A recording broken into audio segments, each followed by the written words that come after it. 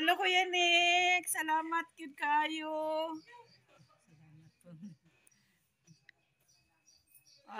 Happy kayo siya, Kuya Nick, nga imo gid siyang natabangan amounting 5,000. Imagine nimo.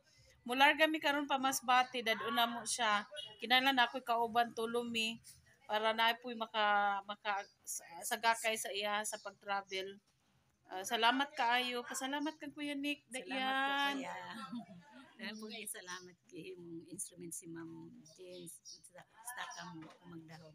Daghang salamat sa inyo yung pagtulong kay mong igsoon pobre. Happy kayo siya. Hello mga ka-bergs! Magandang umaga, magandang tanghali o magandang gabi kung anong oras nyo man ito mapanood ang bidyong ito. So sa oras na ito mga ka-bergs, i-update ko sa inyo si Rosemary. Hi! Dadalhin na namin siya sa Masbate at ipapacheck up. May mga papel na kasi siyang dadalhin kasi napapacheck up na din siya. Saan ka napacheck up natin?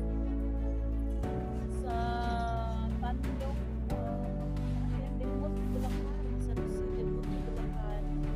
Check up.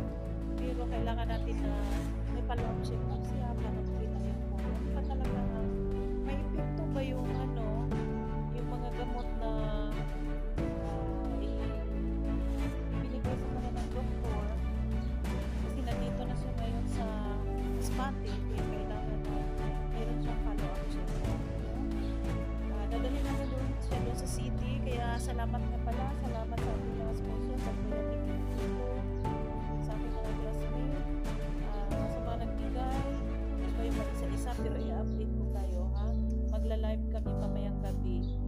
Sa bawat lakad namin, kailangan mayroon makakaalam kayo kung ano na ang aming sitwasyon. Yeah, thank you sa mga may mabuting kalooban na tumutulong sa pagpapacheck up kay Rosemary. Kaya nakita ninyo may maganda na siyang maganda ng kanyang aura. Masayahin na siya. Kaya kailangan tulungan natin siyang mapagamot para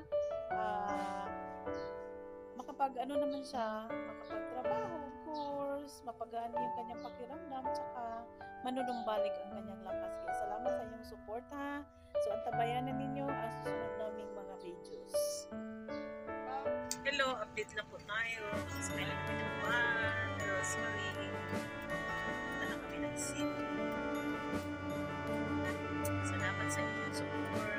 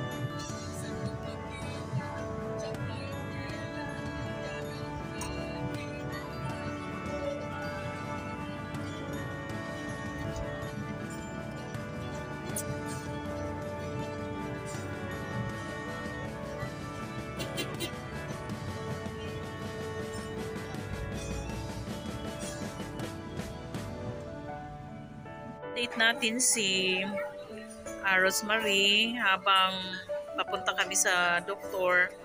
Napakainin muna namin siya yung pagkain niya na akup sa kanya kasi marami siyang bawal eh. Kain lang, Rose. Kain lang.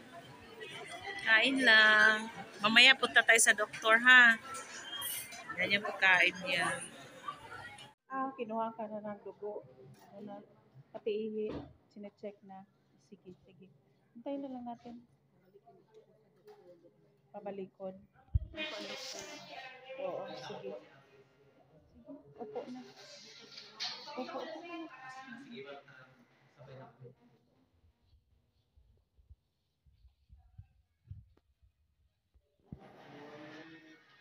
Taas Hello mga ka-Berks, nandito kami sa MC Hospital. Nagpapacheck up kami kay Rosemary. Nakuna na siya ng dugo at saka pinaihi na rin siya. Sana maganda ang resulta. Hindi naman masyadong mataas yung ano yung sinabi ng doktor, creatinine. Kasi pag mataas daw, mangyari, mag-undergo siya ng dialysis. Sana naman hindi. Yun lang ang hangad ko na huwag naman sana na mag-undergo siya ng dialysis kasi yun ang napakahirap. Naghintay pa kami sa resulta ng laboratory. Ayan si Rosemary. Maghintay lang kami sa result. Kayong kasama ni ano sa doktor. Ano sinabi ng doktor? Sabi ni Doc, pwede siyang kumain ng mga karne, mga ano lang. Tapos ano pa? Mababa ang iyaka, mga 8 ang iyaka result sa 8 instead dapat o sa 8 sa plan dapat Oo. dapat 11. Tapos Complicated sa iyaka, complicated sa iyaka kidney. complicated sa kanyang kidney. Oo, ni siya giresita sa iyaka. So pwede siya mukhaon og mga med kuan lang. Laman lang pero tanan siya na pagkaon niya mga tatang. Kailangan nila ng pagkain niya matabang. Pwede na siyang kakain ng karni. Prito pwede. Okay. Pwede na siya kumain lang. Basta wag na wag na Ayan. Magandang balita mga ka-Berks. Magandang balita. Hindi na magdadialysis si Rosemary. Papabalikin siya May 1 para maobserbahan. tapos ang yan diri undergo Nakapag-explain na dito pala. Kasi yung natamaan ng suntok sa kanyang tagiliran, kailangan mag-undergo ng X-ray kasi malabo makita.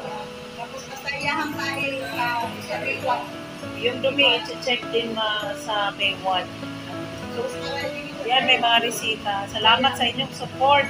Ito na. Mabigyan na ng tamang gamot si Rosemary. Yan. At tabayan ninyo ang aming susunod na mga videos. So the mercury. Punta muna kami ng sa mercury drugs. Doon namin bibilihin yung mga gamot niya. Wala naman siyang ibang gamot dati na tinipid. Yung mataas. May resita ba na pagkababa? Ayan, sige. Punta tayo ng pharmacy. Diba?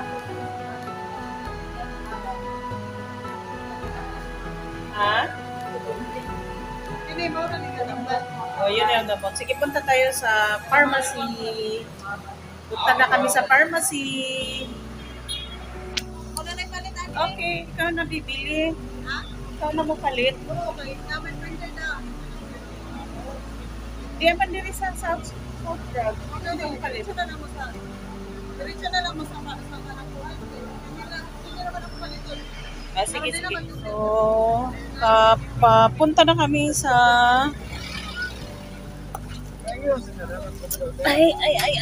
papunta na kami sa ayan o. Nasakay na kami ng tricycle mga ka-Berks. Dadaan kami sa Tiknopit, saka patungo na kami sa terminal kasi si Ate Aileen na lang daw ang bibili ng mga gamot. Ayan.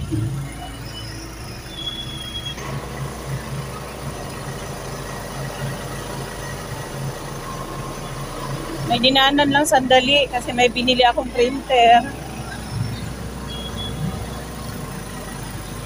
Ayan, thank you kuya.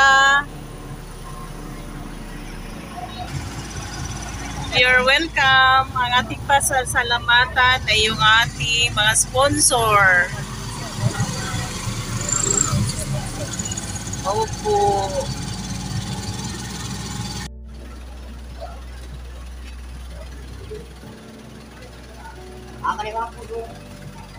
Okay.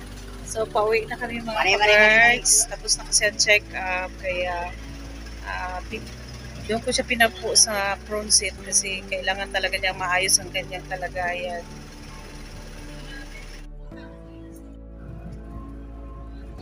Nakakaantok din ang magbiyahe mga ka-birds. Kaya tuloy-tuloy lang habang tumatakbo. Pipikit muna natin yung mata natin para makarelax.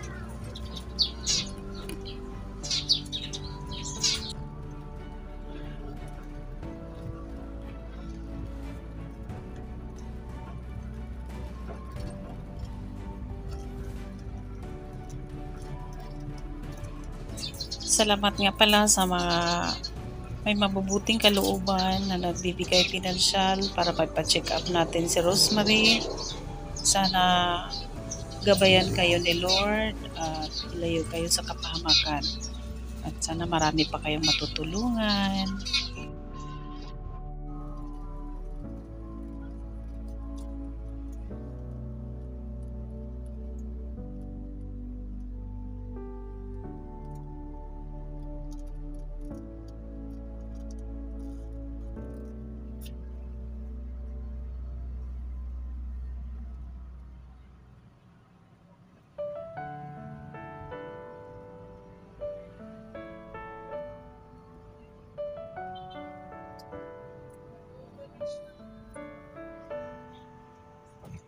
Hello, at last, nasa Kawayan na kami. Sakay na kami ng tricycle.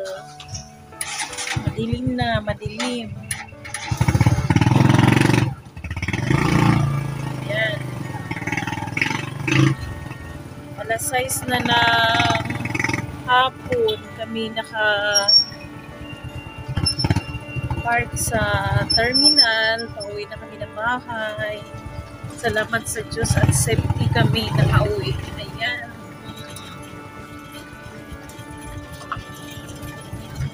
Grabe, masyadong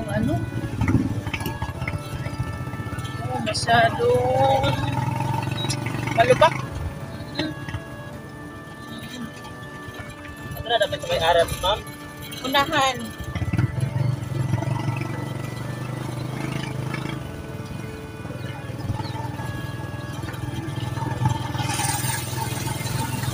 Masyadong malikot yung camera natin kasi ang hirap ng daanan, napakarap road. Ayo!